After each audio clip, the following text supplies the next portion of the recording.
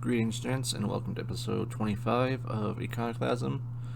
Firstly, do me a quick favor, just like the video to help prevent Mossad from using their connections at YouTube to throttle this video. I'll be honest, this episode might be a little disjointed in how I jump around with certain things, but there's just a lot to talk about. It wasn't a great, necessarily, way to organize this, at least at the start. A little further on, I'll touch on specifics or more, I guess, organized thoughts, but early on I'll be jumping back and forth. But as I'm sure everyone knows by now, Israel has attacked Iran in an aggressive military action, which is kind of the specialty for Israel. But so that shouldn't come as any surprise. But this was a bit more beyond what Israel has done in the past. They've attacked Iran, attacked various other countries, innocent people groups, small children, journalists, aid workers, doctors, old ladies, churches. But I'm here specifically to talk about the attack on Iran this past week.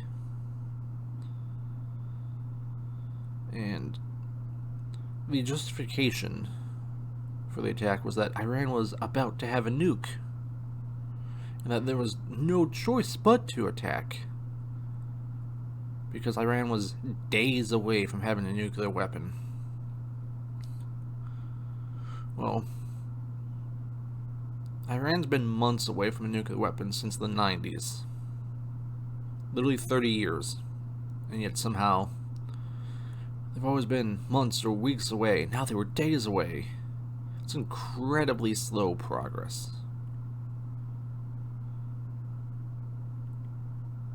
But now, even though clearly the intel, or not even the intel, the lies from Benjamin Netanyahu, they've been wrong this whole time, but now we have to trust him because, now they were days away, so we have to bomb the shit out of Tehran and kill a ton of innocent people. I don't want to hear bullshit about, they were military strikes. No. Yeah, you'll strike an apartment building because one guy you want to kill lives in there. Okay, very military strike. By that logic, you can justify almost any terror attack. Well, there was probably one person in there who, we thought deserved to die, so it's okay to kill 50 civilians. Very Barack Obama style of thinking. Very Osama bin Laden style of thinking. But why would we expect the even most decent human decency from Benjamin Netanyahu or the IDF? The ones who claim to be the most moral military in the world but are perfectly happy massacring civilians and aid workers just because there's a few guys over there that they don't like.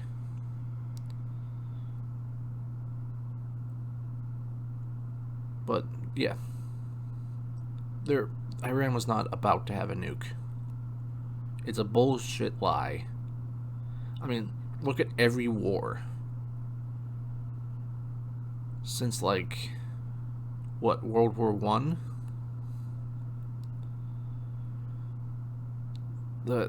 It's all been sold on bullshit lies. The Lusitania sinking was completely suspicious, and even still, the Germans very clearly said, hey, we're going to sink ships. Don't send ships. And they're like, let's send a ship. They gave you a fair warning. And you want me to believe that it was, you don't have to live just by someone's warning, but if they give you a fair warning during a wartime with another country, it's kind of on you for being that stupid. World War II, at the very least, we had advanced knowledge of the attack on Pearl Harbor. Why were all the aircraft carriers conveniently out of the harbor on a training exercise that day? No, FDR knew the attack was coming, but instead of telling Japan, hey, we know you're going to do this, don't do it, he's like, no, I want to enter World War II and, cost hundreds of thousands of people their lives. Hundreds of thousands of Americans, so sure, sink our ships, kill 2,000 of our sailors, because I, Mr. Cripplefuck, want to get into this war. FDR fully deserved polio. Vietnam, Gulf of Tonkin, there was no North Vietnamese ship there. That's a complete lie. Korea, okay, I don't think they really lied about that one. I'll give you that one. Because North Korea certainly did invade. But the Iraq War, there were no weapons of mass destruction. If there were any, the U.S. had given them to Saddam before. Total lie. Afghanistan, sure, that's been 20 years in the war because this one Saudi Arabian was briefly in Afghanistan before he went to the U.S. ally Pakistan to hang out for over a decade. Yeah, that justifies a 20-year war. Oh, well, the Taliban was hiding him. Very briefly. And then we had a shot at him and we let him go. Like, in late 2001. And then he escaped into Pakistan and hung out right near Pakistan's West Point, essentially. Oh yeah, that's invading get bogged down in 20 years in Afghanistan because of what a Saudi Arabian former CIA asset did with some Saudis, Jordanians, and Egyptians. Makes perfect sense. But trust the justifications for this war. Because Iran was about to have a nuke. Even though, like I said, they were months or weeks away from a nuke for 30 years. How can anyone believe this bullshit anymore? Plus, a U.S. intelligence report came out today saying Iran was years away from a nuke. And now, granted, I'm not one to generally believe U.S. intelligence. We saw that with the whole, Hunter Biden Russian disinformation bullshit. But if U.S. intelligence comes out contradicting Israeli information, well, that's probably a leak that someone is going to very quickly have their family killed in front of them before committing suicide with 2 shots to the back of the head for leaking. The U.S. is Israel's lackey, so anyone coming out opposing information from Israel, that's going to be believable to me because that's not going to happen. You're not going to get that contradictory information when entirely the U.S. government and military basically does whatever Israel wants. So it's not like, oh, we don't like Israel, so we're going to put out this lying information. No. Someone probably is getting in big trouble for releasing that information. And again, why is it credible? Not just because it's against what Israel says, but because we've been hearing for 30 years that Iran was just about to get a nuke, but they don't have one. So clearly, they're years away. They've been years away for years. They've been decades away for years. So yeah, who am I going to believe? The person who's been lying about how close Iran was for the past 3 decades because he wanted a war, this fucking sociopathic monster, Benjamin Netanyahu, wanted a war to kill a bunch of Iranians all this time? Or the report that lines up with the reality of how the world has been, how we can clearly see Iran wasn't right around the corner from a nuclear weapon. But, real quick, for the sake of argument, let's say Iran is, or was, days away from a nuke. Why is it imperative that they be stopped? Well, we've been told that Iran absolutely cannot have nukes. That somehow they're the country that is way too dangerous to have them. The US, the only country who has used nuclear weapons in human history, they're allowed to. Even though their leaders have gotten worse and worse and worse and worse over time, and the presidential election has quickly turned into a DEI popularity contest, but sure, let that person have control over nukes. Russia, the country we've heard for past few years is, led by a dangerously unstable madman who could use nukes at any second, they're fine to have nukes. China, the country full of people who cook with steward's oil, they're fine to have nukes. UK, the country who's basically a foreign occupied nation at this point by Indians and Pakistanis, who is so cucked and weakened that they let roving gangs of rapists roam the streets and only imprison people who get upset about it. France, the ones who went to war with Libya to protect the president's oil business interest, I trust them a lot. Pakistan, I don't think I need to say anything more than that. India, the country who I have China on it twice. India, the country whose people are more prone to use their sacred river as a toilet than an actual toilet. Let's trust them with nuclear weapons. North Korea, a basic, family cult, they can have them. In Israel, the country who's been bombing civilians constantly their whole history, let them have nukes.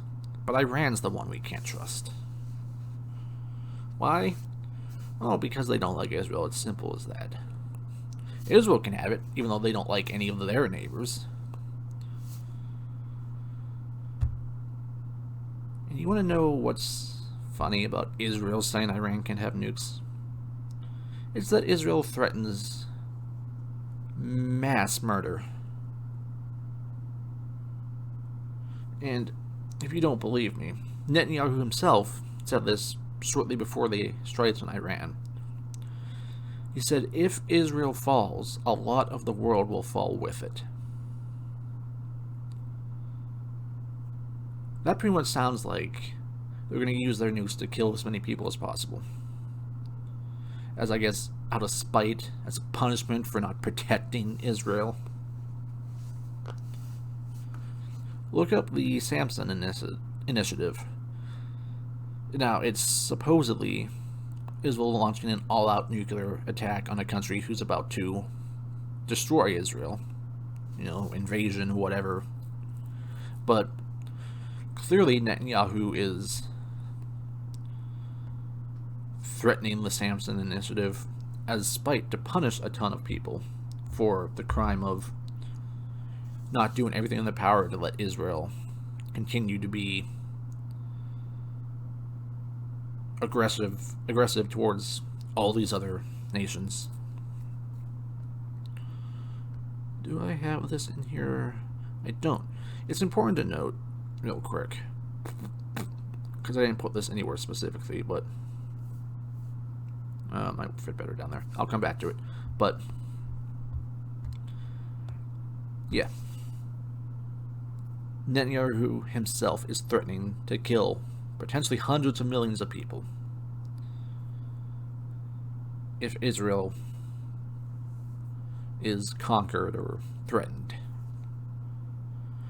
So yeah, I'm going to trust the Ayatollah with a nuclear weapon way more than Benjamin Netanyahu. And also, this is exactly why Iran wants nukes. Because, if Iran had nukes, Israel wouldn't just be bombing its capital and killing all its top officials. No, they'd be too afraid to. This is what nuclear weapons are for. Now, granted, I'm all for nuclear non-proliferation. I want all nukes gone. But from the Iranian perspective, this makes perfect sense as to why you want nukes, to prevent this from happening. This doesn't happen to North Korea, or China, or Russia. Why? Because they have nuclear weapons. And they're a great way to deter another country from just bombing you and killing a ton of your people.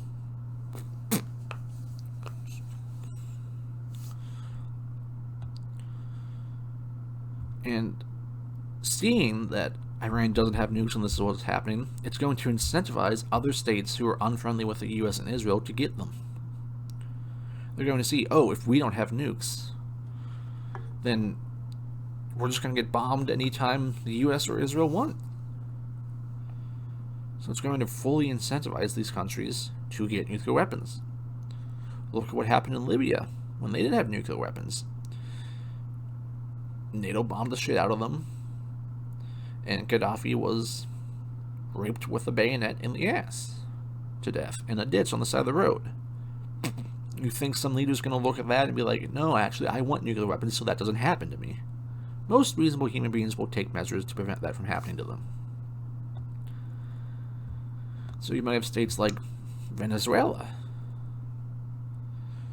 or hell, the Taliban now in Afghanistan. I don't know the depth of their scientific research, but or just any state who might be opposed to the US or Israel is going to be like, hey, this is a very good reason to want nuclear weapons.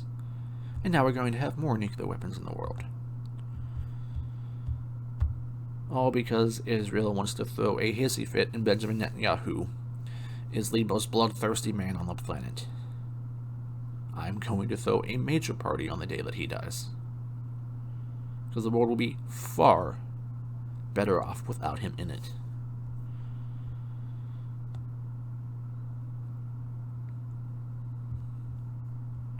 And when it comes to the US and Israel being concerned about Iran being a threat to peace,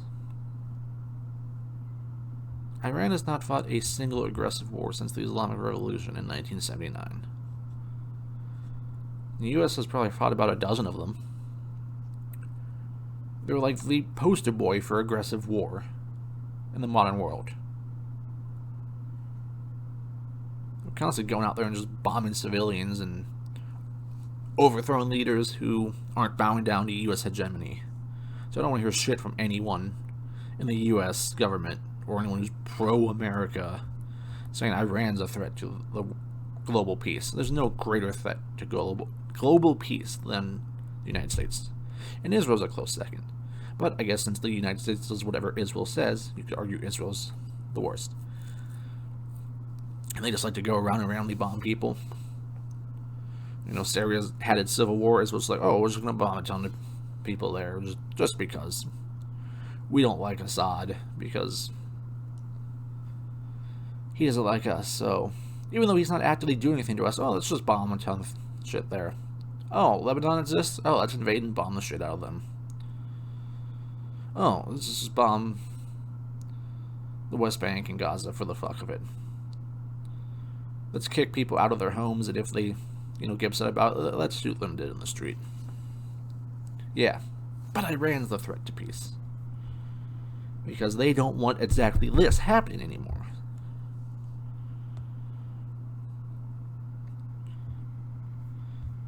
And I saw, when I said, online, about Iran hasn't fought an aggressive war since the Islamic Revolution. So I was like, well, yeah, that's because they fund people to do it for them. No, no, no. You want to talk about Hezbollah? Hezbollah exists as a response to Israeli aggression in Lebanon. If Israel decided just to not invade and kill a ton of people in Lebanon, Hezbollah never would have existed. They didn't just pop up because Iran. Sure, Iran funds them as a fellow combatant against the aggressive state of Israel. Oh, but what about Hamas? We know Iran funds Hamas. You know who else funds Hamas? Israel. Israel has been funding Hamas for years in an attempt to delegitimize the Palestinian state movement and the Palestinian rights movement. So no, anything that Hamas does, Israel is basically just as responsible for, because they've been funding them for years. This isn't even a conspiracy theory or a lie, it's fact. You can go find out that Netanyahu himself has said it. And then no, not the Houthis either. The Houthis are a separate issue related to Saudi Arabia. They just started attacking ships after October 7th in support of the Palestinians. But that's a completely separate issue that has its own origins in the Iran-Saudi, proxy war, little Cold War going on there in the Middle East between them.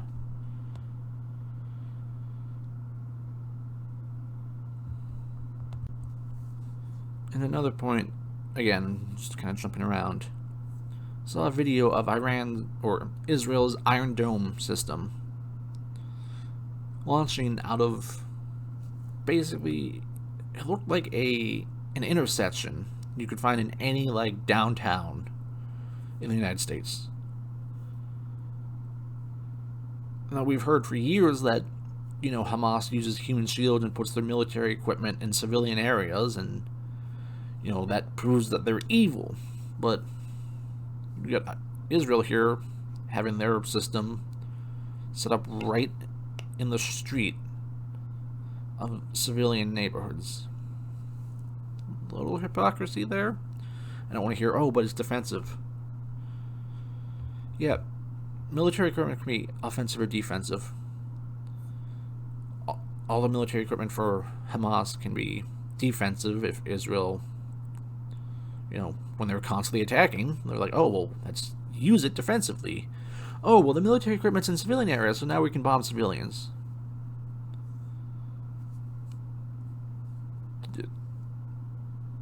So I don't want to hear anything about, civilian used as human shields or military equipment in civilian areas. Because clearly Israel does it too. I mean, Israel started their country with having military equipment in civilian areas. All the equipment from their, Jewish militias prior to Israeli statehood, at the start of the First Arab-Israeli War, all the military equipment were, under houses and in civilian areas. So Israel was founded with military equipment in civilian areas. And then, yesterday, Netanyahu decides to do the most obvious lie in human history. Well, the U.S. hasn't entered the war yet. Well, let's say that Iran twice tried to assassinate Trump, but we stopped them. We haven't said anything about it yet, but yeah, we stopped them twice. So this is proof that, the U.S. needs to go to war with Iran and that Israel is a great ally of the United States. There has never been a more obvious lie in the history of humanity. I don't really need to elaborate on it. Just sit in on this information until you need to use it to get the U.S. into your war. Fuck off, BB. Lying prick. And of course, Israel is absolutely not an ally of the U.S. They're an ally of the U.S., like the guy who steals from you every time he comes over to your house is a friend. Okay, just a few quick examples. Of course, I'm sure many people know about the USS Liberty, a U.S. Navy ship that was in international waters near Egypt and Gaza. Israeli warplanes attacked, killing, I believe it was 34 U.S. sailors. Why didn't I put that in here?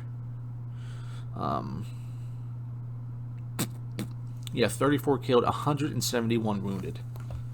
While the U.S. ship constantly was putting up flags and information like, hey, we're American, but Israel just kept attacking and killing people.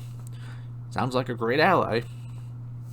Israel sold missile tech to China. U.S. missile tech. Excuse me. They've sold our nuclear technology to China. Not a good ally. Imagine some guy says he wants to kill you, and your friend gives that guy the code to your security system. Great friend. You got the Levant affair, in which Israel bombed some U.S. buildings in an attempt to draw them into a war with, I think, what was it, Egypt?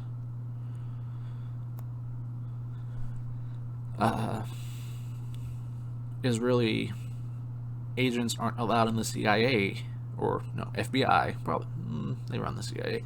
They aren't allowed in the FBI headquarters because when Israel gifted the FBI a nice large seal to use in their conference room, that they said, hey, put this in your conference room. It was found years later to be full of listening equipment. Yeah, great ally. There's the sad story of Rachel Corrie, a activist who was in,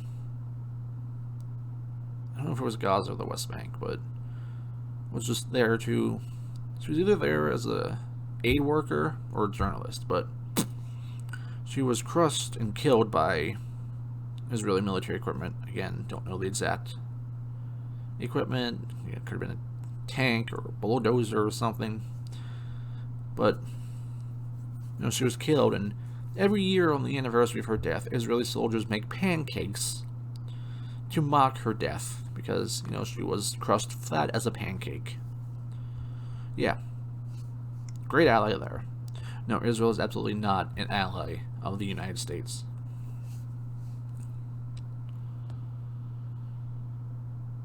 So we have absolutely no, anyone who says they're,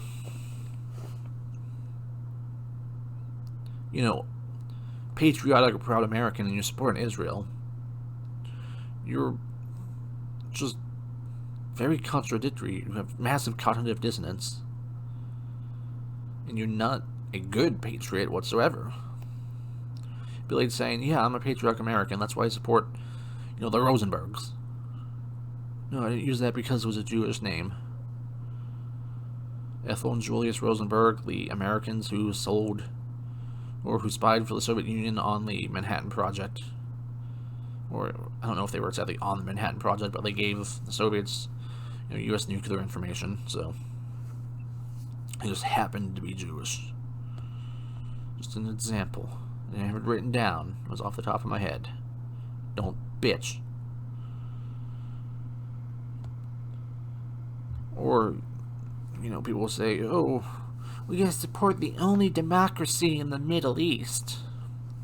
Well, democracy by your definition.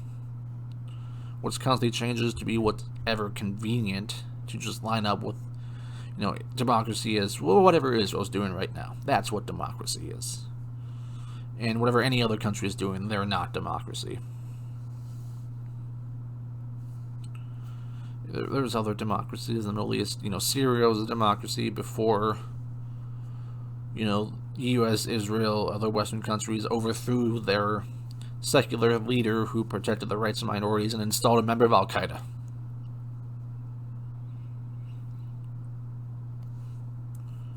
Also, very important, democracy is gay. Who cares about democracy? There's nothing inherently good about it. There's nothing inherently good about supporting the only democracy in the Middle East. Because there's nothing good about democracy. The best quote I've seen about this is about not just democracy in general. Gang rape is democracy in action. You know, 5 guys want this, 1 chick doesn't. Well, 5 to 1, democracy. Hell, by those numbers, gang rape's more of a moral democratic decision than what pretty much any U.S. election, except for George Washington's 2 elections and like maybe one of James Monroe's. Fuck democracy, it means nothing. I don't care that Israel is the only democracy by these very strict standards that we can change at any time.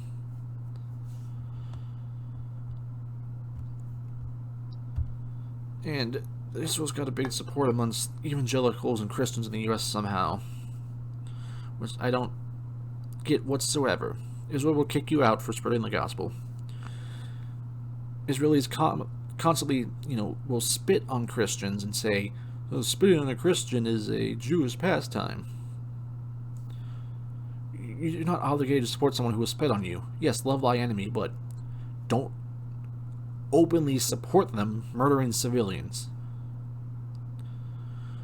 They've barred Christians from holy sites during holidays.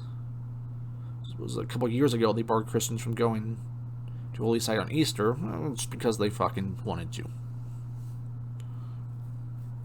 They bombed Christians celebrating Christmas. That happened during the Syrian Civil War. After the Syrian Arab Army liberated Aleppo, Christians were finally able to celebrate Christmas again. Now, why weren't they allowed to celebrate Christmas under the Free Syrian Army, but under the Syrian Arab Army they were? Interesting. Oh, well, now Israel's going to bomb the Christmas celebrations. Yeah, great friends of Christians. And just abortion's free in Israel. Anyone can get one at any time. Israel freely offers murder of babies. And again, this is a thing about Israel. It's not Judaism as a whole.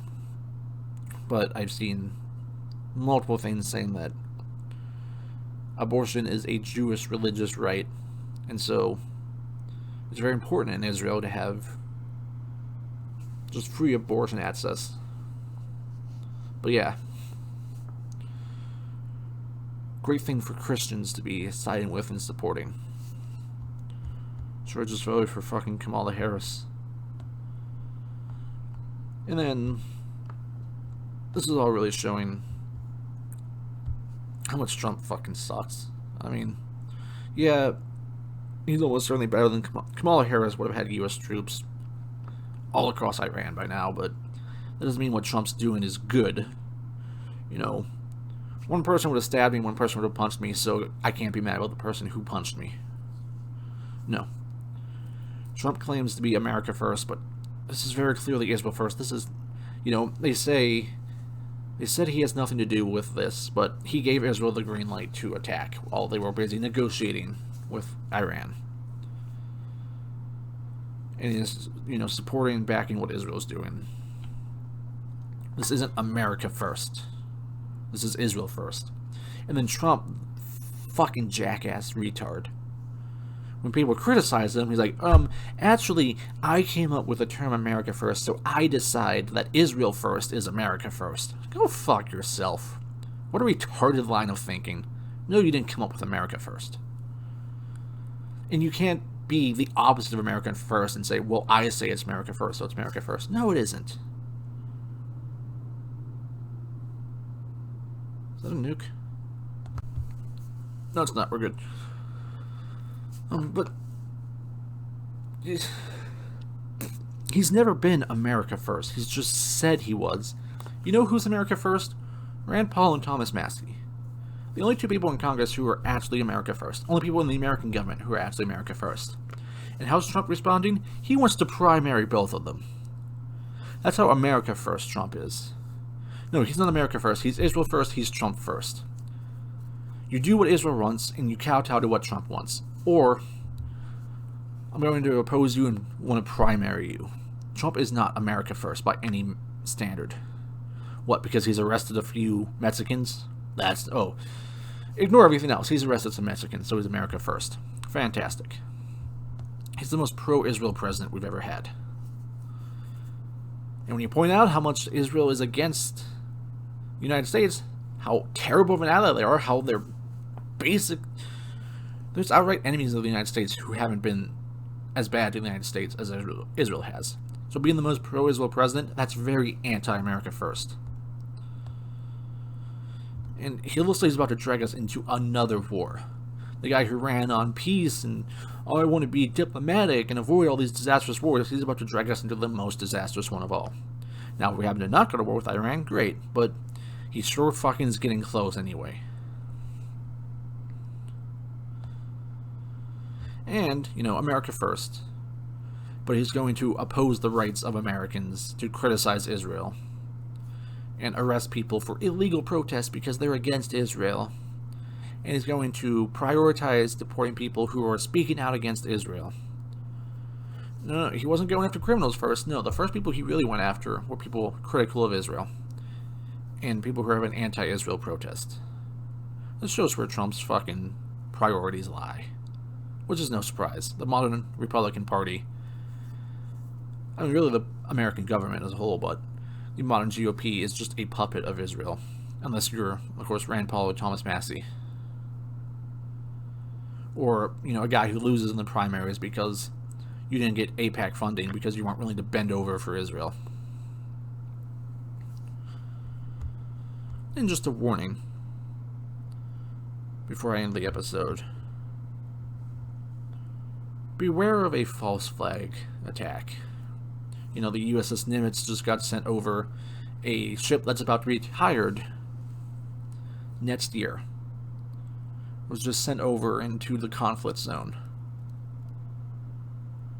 And you've had people, in the U.S. government who are very pro-Israel saying, oh, well, we probably have a lot of Iranian sleeper cells in the country, so beware of a terrorist attack. No, if the USS Nimitz gets hit, or if there's a terror attack in the U.S. conducted by Iran, I'm telling you right now, neither of those were by Iran. It's either Mossad and Israel wanting to drag the U.S. into the war, or it's agents of the U.S. government who want the U.S. into this war. It's not Iran, I can guarantee you. Now, they'll have all the evidence to say it's Iran, but it's not going to be, without a doubt. It's going to be a false flag. So if something happens that seems to justify the U.S. getting into this war, it's bullshit. I'm warning you now.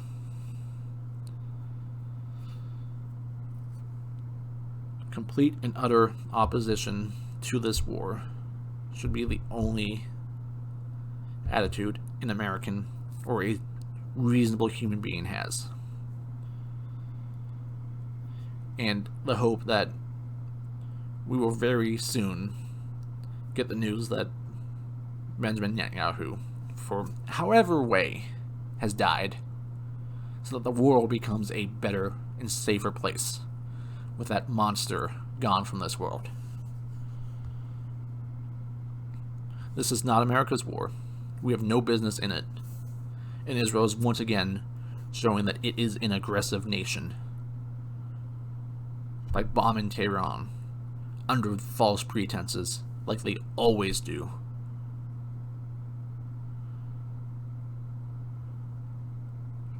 So, do not, under any circumstances, support Israel's war or the U.S. getting involved in this war in the eventual false flag.